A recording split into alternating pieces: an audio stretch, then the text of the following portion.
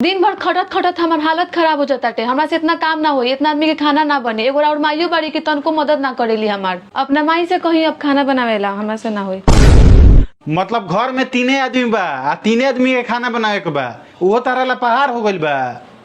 नौकरानी काम करेला रखिए देले बनी, झाड़ू पोछा बर्तन ऊ कर देवेले, तब वो तारा माई के सहारा चाहिए। जब उनकर समय रहे तो ऊ काम कैली सारा, आ उनका समय में तो ऊ तारा से 10 गुना ज्यादा काम कैले बारी। तो अब तहार समय आ गइल बा, तू जवान बारू तो तू काम करहु, आराम से बैठ के खइहन। हाँ ठीक बा, जाई रौड़ा, हमारा रौड़ा से बहस नहीं के करे के।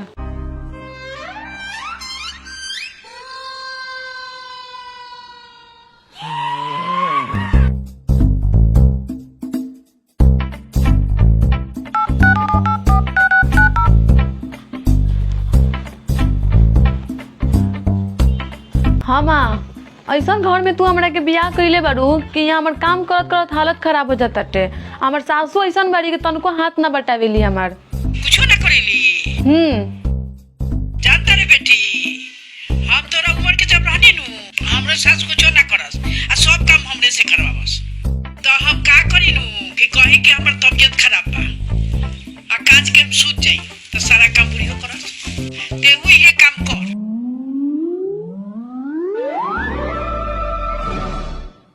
ठीक कह तारू। हाँ हम इहे करेम अब। ठीक बा रख। एजी एने सुनी ना।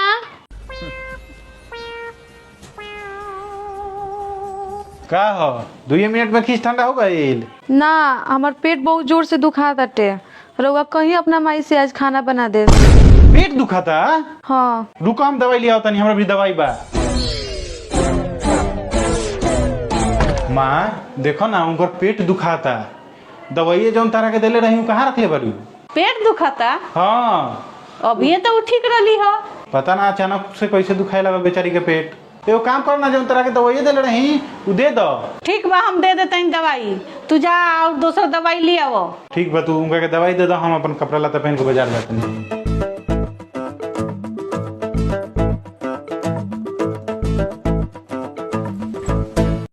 हाँ माँ, तार तू उपाय काम कर गए। बुढ़ियो खाना बनावे ला तैयार हो गई बड़ी। ठीक बा रख। वाह दुल्हन, नटंकी करत तारू हमरा से खाना बनवावेला। रोका तार व्यवस्था करत तनी। ल दुल्हन, है ल दवाई खा ल।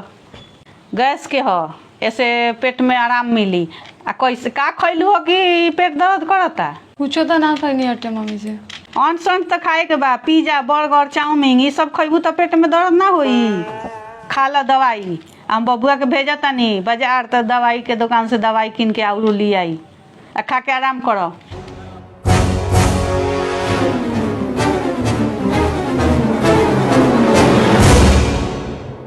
बबुओ उ तो कछले बिया। फोन से बतियाओ तो हम सुननी हाँ, मतारी से अपना बतियाओ तो लखिए कि ए माँ हमारे एथी काम कर गल दिया, बुढ़ियो खाना बनावो तारी। बताओ तो ई कतना चलाक बिया। सुबह हमरा से कहत लखियो कि माई से खाना बनवा ले। ई तो बहुत चलाकी करत हिया, एकर माई सब सिखैले बड़ी ना।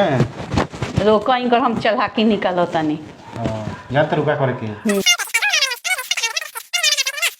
समझ गेलू? हां चलो ये कर ले, चलो। का हो अभी तबीयत ठीक ना भइल का? ना नहीं के आराम भइल। दवाई खइलू तबो आराम ना भइल? ना। तब तो बड़ा दिक्कत के बात बा। हाँ बहुत जोर दर्द होता है। जानता है बबू, बुझाता कि इनका पेट में बैक्टीरिया हो गइल बा, यही से दर्द करता। दवाई नहीं के काम करत।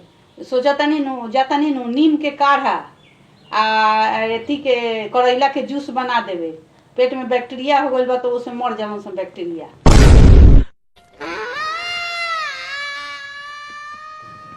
हम तो कहता नहीं नु माई कि डिटॉल के एगो शीशी ले आ पिया देवे के, जितना बैक्टीरिया लोग होई सब मर जाई लोग। माने चिड़ई के जान जाए, लड़का के खिलाऊ ना। एगो बेचारी दर्द से मरतिया आ तारा मजाक सूझता। हम जाता नहीं करैला के जूस आ नीम के काढ़ा बना के ले आवे। ना ना मम्मी जी रहे दिया, हमारे पेट धीरे धीरे आराम होता है। माँ इनकर आधा तो ठीक हो गई लेकिन पूरा ठीक करे के बा। हम जा तानी एगो नाहर पर डॉक्टर साहेब बरन, उ 4 गो सुई देवेला नु तो पेशेंट एकदम टनटनाल जाला, एकदम बढ़िया हो जाला। तो जा तानी डॉक्टर साहब के बुला लिया आवे, इनका के 4 गो सुई दियो है, ठीक हो जिहन। जा तानी। ए जी रहे दी, हमार पेट में अब एकदम आराम होता टे धीरे धीरे। मम्मी जी ने दवाई दी तो बहुत बढ़िया दवाई रहलक, एकदम आराम हो गल बा। अब रौड़ा हटी हटी हम जाई खाना बनाते, हटी हमार ढेर काम बा।